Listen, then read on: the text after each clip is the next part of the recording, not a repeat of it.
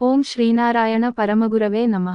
ഞാൻ, എന്റേത് എന്നീ പ്രയോഗങ്ങൾ ഒരു വ്യക്തിയിൽ നിന്നും ഉണ്ടായാൽ അത് ഉള്ളിൽ നിറഞ്ഞിരിക്കുന്ന അഹങ്കാരം നൽകുന്ന ശബ്ദമായി ഗുരുവിനെപ്പോലെ മറ്റുള്ള ആത്മീയ ആചാര്യന്മാരും വിശേഷിപ്പിക്കുന്നു.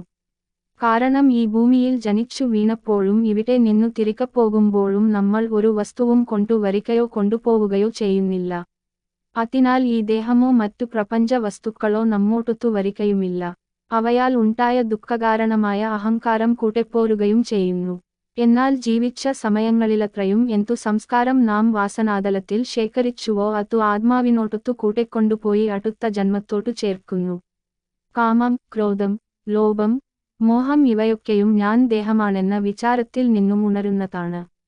ഇവ വികാരങ്ങളായി കർമ്മത്തോടു ചേരുന്നവയാണ് നമ്മെ അഹങ്കാരത്തിനടിമപ്പെടുത്തി ചിന്തയിലും വാക്കിലും കർമ്മത്തിലും പ്രയോഗിക്കത്തക്ക രീതിയിൽ മനസ്സിനെ നിലനിർത്തുന്നത്. അതിനാൽ അഹങ്കാരം ഉണ്ടാക്കുന്ന വിത്താണ് പഞ്ചവികാരങ്ങൾ. അവയെ ഒന്നൊന്നായ എണ്ണി ഇല്ലാതാക്കുന്നതിൽ വിജയം നേടിയാൽ നമ്മൾ ഈശ്വരേച്ഛക്കനുസരിച്ച ഭൂമിയിലെ സുഖം നേടുന്ന നിമിത്തങ്ങൾ മാത്രമായി മാറുന്നു. ഇതു നമ്മെ ഗുരു നൽകിയ നല്ല സംസ്കാരത്തിലേക്കു നയിക്കുന്ന അറിവു സ്വീകരിക്കാനുള്ള ഒരു മനസ്സിനെ നമുക്ക് നേടിത്തരുന്നു. ഇതിനുള്ള മാർഗം തെളിയിച്ചു തരുന്ന ചിന്താരീതിയെയാണ് ഗുരുദേവൻ നമുക്കു തന്ന ഈ മഹാവാക്യം നൽകുന്ന അർത്ഥം. ഞാൻ ശരീരമല്ല, ആത്മാവാണ് എന്നത്. അതിനായി നമ്മുടെ ശ്രദ്ധയെ ക്ഷണിക്കുന്ന ആത്മോപദേശം എന്ന കൃതിയും രചിച്ചു നൽകി. നമസ്തേ.